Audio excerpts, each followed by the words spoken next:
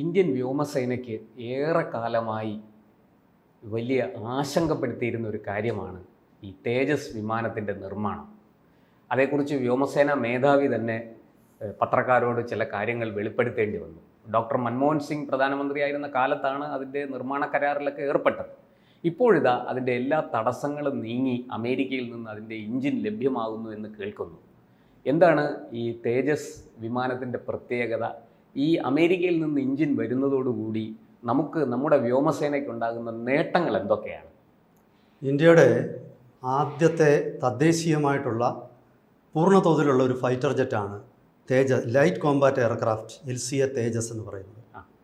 ഈ തേജസ് വിമാനത്തിന്, അതായത് 2023 തേജസ് വിമാനം 12 വിമാനങ്ങൾ ഇന്ത്യ നിർമ്മിക്കേണ്ടതായിരുന്നു, HAL, ഹിന്ദുസ്ഥാൻ എയറോനോട്ടിക്സ് ലിമിറ്റഡ്. പക്ഷേ ഈ വിമാനങ്ങൾക്ക് ഊർജം കൊടുക്കുന്ന, ശക്തി പകരാനായിട്ടുള്ള അമേരിക്കയിൽ നിന്നുള്ള ജനറൽ ഇലക്ട്രിക്കിൻ്റെ ജി എന്ന് പറയുന്ന കമ്പനിയുടെ F404 എന്ന് പറയുന്ന എൻജിൻ 2023 തരും എന്ന് അവർ വാഗ്ദാനം ചെയ്തെങ്കിലും ഇപ്പോൾ 2 വർഷത്തെ ഡിലേ ആയിരുന്നു. അപ്പോൾ ഇതിനെ ചൊല്ലി വലിയ ആശങ്കകൾ ഉയർന്നിരുന്നു. വ്യോമസേനാ മേധാവി അതീവ ഗൗരവമായി ഈ വിഷയം അവതരിപ്പിക്കുകയും ഇക്കണക്കിന് പോയാൽ അത് വലിയ ബുദ്ധിമുട്ടാവുകയും ചെയ്യുമെന്നുള്ള അദ്ദേഹത്തിൻ്റെ പരസ്യമായ 2 തവണ അദ്ദേഹം പ്രതികരണം നടത്തി. കാരണം അദ്ദേഹം അത്രമാത്രം അസ്വസ്ഥനായിരുന്നു. ഇന്ത്യക്ക് വേണ്ട യുദ്ധവിമാനങ്ങളുടെ എണ്ണത്തിൽ കാര്യമായ കുറവ് സംഭവിച്ചിട്ടുണ്ട്. കാരണം പല വിമാനങ്ങളും ഫേസ് ഔട്ട് ചെയ്തു.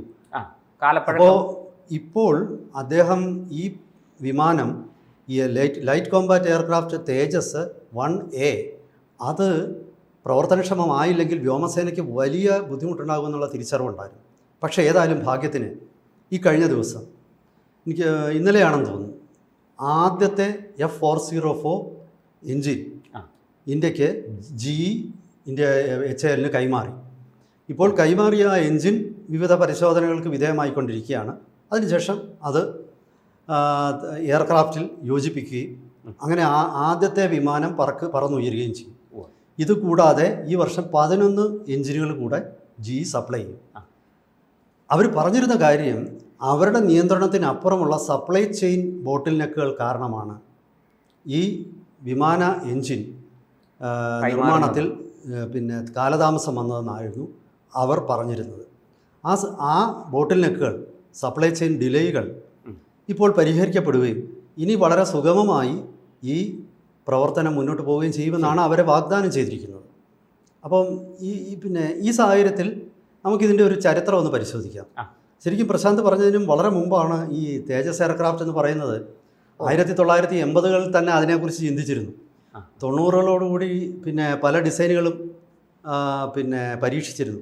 ആദ്യം ഗവൺമെൻറ് ഓഫ് ഇന്ത്യ, അതായത് HAL ആദ്യം ചിന്തിച്ചിരുന്നത് ശരിക്കും കാവേരി എന്ന് പറയുന്ന ഇന്ത്യയുടെ സ്വന്തം ജെറ്റ് എൻജിൻ ഉപയോഗിച്ചാണ് ഈ LCA പറക്കുന്നതെന്നായിരുന്നു. പക്ഷേ പിന്നീട് കാവേരി എൻജിൻ പലതവണ നമ്മൾ ശ്രമിച്ചിട്ടും പരാജയമായിരുന്നു. അപ്പം ഇതിന് വേണ്ട ഒരു ശക്തി, അതായത് ത്രസ്റ്റ് എന്ന് പറയും. ഈ ത്രസ്റ്റ് ഒരു ഏറ്റവും 82 കിലോ ന്യൂട്ടൺ എങ്കിലും ത്രസ്റ്റ് ഉൽപ്പാദിപ്പിച്ചാലേ ഒരു ഫൈറ്റർ ജെറ്റിന് അതുകൊണ്ട് പ്രയോജനമുള്ളൂ. പക്ഷേ ദൗർഭാഗ്യവശാൽ ഇന്ത്യ ഉൽപ്പാദിപ്പിച്ച ഒരു എൻജിനും, കാവേരി എൻജിനും, ആ നിലയിലുള്ള ഒരു ത്രസ്റ്റ് പ്രൊഡ്യൂസ് ചെയ്യാൻ കഴിഞ്ഞില്ല. അത് കാരണം ഈ വിമാനങ്ങൾ കാവേരി എൻജിൻ ഉപയോഗിച്ച് പറക്കുക എന്നുള്ള ഒരു ചിന്ത അതങ്ങ് വിട്ടു. പിന്നീട് മൻമോഹൻ സിംഗിൻ്റെ കാലത്താണ്, എനിക്ക് തോന്നുന്നു 2004 ഈ എൻജിൻ മതി എന്നുള്ള ഒരു ധാരണയിലേക്ക് എത്തിയത്. അപ്പോൾ ഇവിടെ ഒരുപാട് ചോദ്യങ്ങൾ വന്നിരുന്നു. കാരണം അമേരിക്ക പലപ്പോഴും ഇന്ത്യയുടെ പല തദ്ദേശീയമായി ആയുധങ്ങൾ വികസിപ്പിക്കാനുള്ള പല ശ്രമങ്ങളെയും അമേരിക്ക കാലാകാലങ്ങളിൽ അട്ടിമറിക്കാൻ ശ്രമിച്ചിട്ടുണ്ട്. ഇപ്പം ഞാൻ തന്നെ സംശയിക്കുന്നു, എന്തുകൊണ്ടാണ് ഈ LCA തേജസ് റഷ്യൻ എൻജിൻ ഉപയോഗിച്ച് പറക്കുന്ന രീതിയിൽ ഡിസൈൻ ചെയ്യാതിരുന്നത്. അപ്പോൾ ഇപ്പോഴത്തെ അതിൻ്റെ ഡിസൈനിൽ നിന്ന് എൻജിൻ കിട്ടാൻ കുറേ കൂടെ എളുപ്പമാണ്. പക്ഷേ അതിനൊരു വിശദീകരണം HAL നൽകുന്നത് ശരിക്കും ഈ അമേരിക്കൻ എൻജിനുകളാണ് വിമാന എൻജിനുകളുടെ കാര്യത്തിൽ ലോകത്തിലെ ഏറ്റവും മികച്ച പ്രകടനം കാഴ്ചവെക്കുന്നത്. റഷ്യൻ എഞ്ചിനുകൾ കുറച്ചുകൂടെ ശക്തിയുള്ള എഞ്ചിനുകളുണ്ട്, പക്ഷേ പലപ്പോഴും റഷ്യൻ എഞ്ചിൻ കേടായി പോകും. അപ്പോൾ അമേരിക്കൻ എഞ്ചിനുകൾ ഫ്ലൈയിങ് അവേഴ്സ് വളരെയധികം സമയം കൃത്യമായിട്ട് അത് ഓപ്പറേറ്റ് ചെയ്യും. ഉദാഹരണത്തിന് ഇപ്പോൾ നമ്മൾ വാങ്ങിക്കുന്നത് ജനറൽ ജി ആണ്. പിന്നെ അതുപോലെ പ്രാറ്റ് ആൻഡ് വിറ്റ്നി എന്ന് പറയുന്ന വേറൊരു കമ്പനിയുണ്ട്. ഇങ്ങനെയുള്ള അവരുടെ എഞ്ചിനുകൾ പിന്നെ വളരെ കാലം വളരെ പിന്നെ ലൈഫ് സ്പാൻ ഉള്ളതാണ്. റഷ്യൻ എഞ്ചിനുകളെ പിന്നെ അപേക്ഷിച്ചിട്ട് ഇതിന് പിന്നെ വളരെ അധികം ടെക്നിക്കലായിട്ടുള്ള കുഴപ്പങ്ങളൊന്നും സംഭവിക്കാറിന് ഇടയില്ല. ഇങ്ങനെയൊക്കെയുള്ള ഒരുപാട് ഘടകങ്ങൾ വെച്ച് സാങ്കേതിക പിഴവുകളെല്ലാം കുറവാണ്. ഇത് എല്ലാം കണക്കിലെടുത്തിട്ടാണ് ഈ ജിയുടെ എഞ്ചിൻ ഫിക്സ് ചെയ്തതെന്നാണ് പിന്നെ HAL പറയുന്നത്. അത് മാത്രവുമല്ല, ഇന്ത്യ അടുത്ത ഒരു വിമാനം, അതായത് LCA തേജസ് 1A ആണ് ഇപ്പോൾ നമ്മൾ അതിനുവേണ്ടിയാണ് ഈ F404. F404 ഒറിജിനൽ അല്ല, അതിൽ ചെറിയ മാറ്റങ്ങൾ വരുത്തിയിട്ടാണ് ഇന്ത്യക്ക് വേണ്ടിയിട്ട് N20 എന്ന F404 N20 എന്നെന്തോ ആണ് അതിൻ്റെ പേര്. ഇപ്പോൾ നമുക്ക് തരുന്നത് കുറച്ചുകൂടെ ശക്തിയുള്ള ഒരു എഞ്ചിനാണ്. പരമ്പരാഗത F404 അല്ല നമുക്ക് തരുന്നത്. ലേറ്റസ്റ്റ് വെർഷൻ, അതിന് ചെറിയ മാറ്റങ്ങളുണ്ട്. അതുപോലെ തന്നെ ഇനി നമ്മുടെ അടുത്ത തേജസിൻ്റെ അടുത്ത വെർഷനുണ്ട് 2. ആ തേജസ് 2-ന് പിന്നെ മറ്റൊരു എഞ്ചിൻ F414. ആ സീരീസ് 414 എഞ്ചിനുകളാണ് പിന്നെ തരാൻ ഉദ്ദേശിക്കുന്നത്. അപ്പോൾ അത് കൃത്യസമയത്ത് തന്നെ എത്തുമെന്നാണ് അവരിപ്പോൾ പറയുന്നത്. മാത്രമല്ല AMC എന്ന് പറഞ്ഞാൽ മറ്റൊരു multi role fighter jet India ഇപ്പോൾ പ്ലാൻ ചെയ്യുന്നുണ്ട്. അതിനും ഈ F414ൻ്റെ ഒരു വെർഷൻ ആയിരിക്കും. അപ്പോൾ ഒരു സീരീസിലുള്ള എഞ്ചിനുകൾ പല രീതിയിൽ അത് പിന്നെ ചെറിയ മാറ്റങ്ങൾ വരുത്തിക്കൊണ്ട് അതിൻ്റെ ശക്തിയിലും വ്യത്യാസങ്ങളുണ്ടാക്കും. അപ്പോൾ അങ്ങനെ ഒരു എഞ്ചിനും ജിയിൽ നിന്ന് തന്നെ ആയിരിക്കും. മാത്രമല്ല, ഈ കഴിഞ്ഞ തവണ പ്രധാനമന്ത്രി അമേരിക്കയിൽ ചെന്നപ്പോൾ ഈ പിന്നെ F414 എഞ്ചിൻ്റെ പിന്നെ പല സാങ്കേതിക വിദ്യകളും ഇന്ത്യക്ക് കൈമാറാമെന്ന് അമേരിക്ക സമ്മതിച്ചിട്ടുണ്ട്.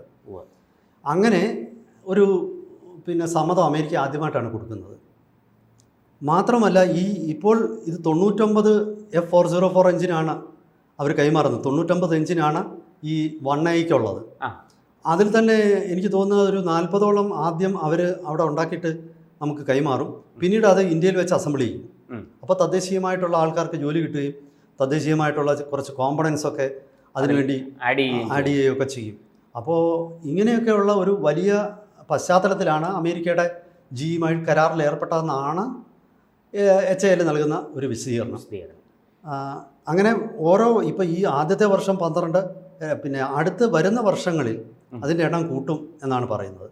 അതായത് ഒരു വർഷം 24 എഞ്ചിൻ തന്ന് 24 തേജസ് വിമാനങ്ങൾ, ഫൈറ്റർ ജെറ്റുകൾ പുറത്തിറക്കുന്ന ഒരു ഘട്ടത്തിലേക്ക് ഇപ്പോൾ എത്തും. കാരണം HAL ഇപ്പോഴത്തെ ആദ്യം HALന് ബാംഗ്ലൂരിൽ മാത്രമേ ഉള്ളായിരുന്നു. ഇപ്പോൾ നാസിക്കിലും കൂടെ ഒരു പുതിയ പ്ലാന്റ് വന്നിട്ടുണ്ട്. അപ്പം ഈ 2 സ്ഥലങ്ങളിൽ നിന്നും തേജസ് വിമാനങ്ങൾ ഉൽപ്പാദിപ്പിച്ച് അത് പുറത്തിറക്കും എന്നാണ് HAL പറയുന്നത്. അങ്ങനെ ഒരു വർഷം ഏതാണ്ട് 24-25 വിമാനങ്ങൾ, ഫൈറ്റർ ജെറ്റുകൾ പിന്നെ ഉൽപ്പാദിപ്പിക്കുകയും അതുകൂടാതെ മറ്റു ചില നീക്കങ്ങൾ നടക്കുന്നുണ്ട്.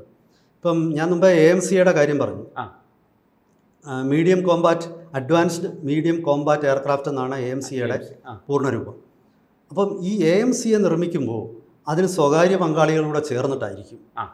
അതായത് ടാറ്റ ഗ്രൂപ്പും അതുപോലെ തന്നെ L&T, ഭാരത് ഫോർജ്, ഇങ്ങനെയൊക്കെയുള്ള ചില കമ്പനികൾ ഇതിൽ ഈ നിർമ്മാണത്തിൽ സഹകരിക്കും.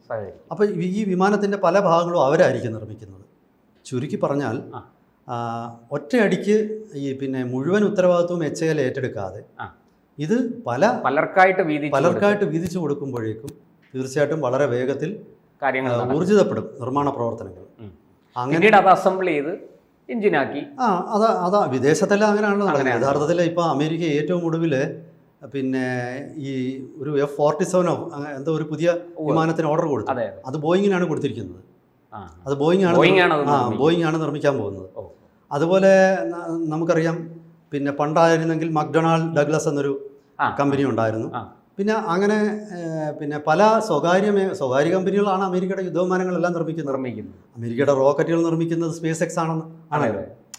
അപ്പം ആ രീതിയിൽ വരുമ്പോഴേക്കും ഈ ഒരൊറ്റ കമ്പനി മാത്രം ഇതെല്ലാം നിർമ്മിക്കുന്ന ഒരു ഉത്തരവാദിത്തത്തിൽ നിന്നും പലരിലേക്ക് വിഭജിച്ച് കൊടുക്കുമ്പോൾ സ്വാഭാവികമായിട്ടും ഇതിൻ്റെ പ്രശ്നങ്ങളൊക്കെ ഡിലേയ്സ് പലതും പരിഹരിക്കപ്പെടും. ഈ കാലതാമസം ഒഴിവാക്കാൻ പറ്റും. കാലതാമസം ഒഴിവാക്കാൻ പറ്റും. പിന്നെ സാന്ദർഭികമായിട്ട് ഒരു കാര്യം കൂടെ പറഞ്ഞുകൊണ്ട് നമുക്കിത് ചർച്ച അവസാനിപ്പിക്കാം. ശരിക്കും പറഞ്ഞാൽ 1950കളിൽ 50കളുടെ ഒടുവിൽ ഈ ജർമ്മൻ പിന്നെ നിർമ്മാതാക്കൾ ഫൈറ്റർ ജെറ്റ് ഇന്ത്യയിൽ ഉണ്ടാക്കാമെന്ന് ഈ നാസികൾ ഓടിച്ചു വിട്ട ജൂതന്മാർ ഇന്ത്യയിൽ അഭയം തേടി വന്നതാണ്. പക്ഷേ അന്ന് ജവഹർലാൽ നെഹ്റു അത് തള്ളിക്കളഞ്ഞു. പിന്നീട് ഇന്ത്യ സ്വന്തം ഈ HAL തന്നെ സ്വന്തമായിട്ട് നാട്ട് എന്ന് പറയുന്ന ബ്രിട്ടീഷ് വിമാനങ്ങൾ നിർമ്മിച്ചിരുന്നു. അജിത്ത് എന്ന് പറഞ്ഞ് വേറൊരു വിമാനം ഇവിടെ സ്വന്തമായിട്ട്, ശരിക്കും പറഞ്ഞാൽ ചൈന സ്വന്തമായിട്ട് വിമാനം നിർമ്മിക്കുന്നതിന് മുമ്പേ സ്വന്തമായിട്ട് വിമാനം നിർമ്മിച്ച കമ്പനിയാണ് HAL. പക്ഷേ ദൗർഭാഗ്യവശാൽ 70കളോടുകൂടി അതെല്ലാം അട്ടിമറിക്കപ്പെട്ടു. പിന്നെ ലാസ്റ്റായിട്ട് എനിക്കിത് പറയാനുള്ളത്, നമ്മൾ പലരും വിചാരിക്കും HAL എന്ന് പറയുന്ന കമ്പനി പലരുടെയും തെറ്റിദ്ധാരണ ജവഹർലാൽ നെഹ്റു സ്ഥാപിച്ചതാണെന്നാണ്. അതല്ല, ഇതൊരു സ്വകാര്യ കമ്പനിയായിരുന്നു. വാൽചന്ദ് ഹീരചന്ദ് എന്ന് പറയുന്ന ഒരു വ്യവസായി, ഒരു ജെയിൻ വ്യവസായി, മഹാരാഷ്ട്രക്കാരനാണ്. അദ്ദേഹമാണ് ഹിന്ദുസ്ഥാൻ എയറോനോട്ടിക്സ് ലിമിറ്റഡ് സ്ഥാപിക്കുന്നത്. അത് പിന്നീട് ദേശസാൽക്കരിച്ചതായിരുന്നു. ഒരു കാലഘട്ടത്തിൽ എല്ലാം ദേശസാൽക്കരിക്കാനുള്ള ഒരു ഓട്ടം ഉണ്ടായിരുന്നു. ബാങ്കുകളൊക്കെ അതുപോലെ ദേശസാൽക്കരിക്കപ്പെട്ടതാണ്, അല്ലാതെ ജവഹർലാൽ നെഹ്റു സ്ഥാപിച്ച കമ്പനി അല്ല HAL. എന്തായാലും ശരി, വരും ദിവസങ്ങളിൽ പുതിയ ഇന്ത്യയുടെ യുദ്ധവിമാനം ഫൈറ്റർ ജെറ്റ് തേജസ് ഈ പറയുന്ന അമേരിക്കയുടെ ജിയുടെ F404 എഞ്ചിനുകളും ഘടിപ്പിച്ച് ആകാശത്ത് ചീറിപ്പായുമെന്ന് നമ്മുടെ വ്യോമസേനയ്ക്ക് ഇപ്പോഴുള്ള ഷോർട്ടേജ്, വിമാനങ്ങളുടെ ഫൈറ്റർ ജെറ്റുകളുടെ ഷോർട്ടേജ് പരിഹാരമാകുമെന്ന് നമുക്ക് നികത്താൻ കഴിയും. അതുപോലെ തന്നെ പറഞ്ഞതുപോലെ നമ്മുടെ വ്യോമസേന കൂടുതൽ സുശക്തമാകുകയും തേജസ് വരുന്നതോടുകൂടി അതൊരു വലിയ മുതൽക്കൂട്ടാകുകയും ചെയ്യും എന്നാണ് പ്രതീക്ഷ. എന്തായാലും വ്യോമസേനാ മേധാവിയുടെ പരാതിക്ക് അല്ലെങ്കിൽ അദ്ദേഹത്തിൻ്റെ ആ അസ്വസ്ഥതയ്ക്ക് ഒരു പരിഹാരമുണ്ടായിരിക്കുന്നു. തീർച്ചയായിട്ടും സൈനിക തലവന് അതിൻ്റെ വേവലാതി ഉണ്ടാവും. തൻ്റെ സേനയിൽ വീഴ്ചകളും പോരായ്മകളും ഒക്കെ വരുമ്പോൾ അത് ഏറ്റവും കൂടുതൽ വ്യാകുലപ്പെടുത്തുന്നത് അദ്ദേഹത്തെ ആയിരിക്കും. ഏറ്റവും കൂടുതൽ അലോസരപ്പെടുത്തുന്നത് ആ മേധാവിയെ തന്നെയായിരിക്കും. എന്തായാലും അദ്ദേഹത്തിൻ്റെ ആ വിഷമങ്ങൾക്കെല്ലാം, പരാതികൾക്കെല്ലാം ഈ വർഷം തന്നെ പരിഹാരമുണ്ടായിക്കൊണ്ടിരിക്കുന്നു, അത് ആരംഭിച്ചു കഴിഞ്ഞിരിക്കുന്നു എന്ന് നമുക്കും സന്തോഷപൂർവ്വം അറിയിക്കാം. കൂടുതൽ വാർത്തകളും വിശേഷങ്ങളും നിങ്ങളിലേക്ക് എത്താൻ ABC മലയാളം സബ്സ്ക്രൈബ് ചെയ്യുക, ബെൽ ബട്ടണും അമർത്തുക.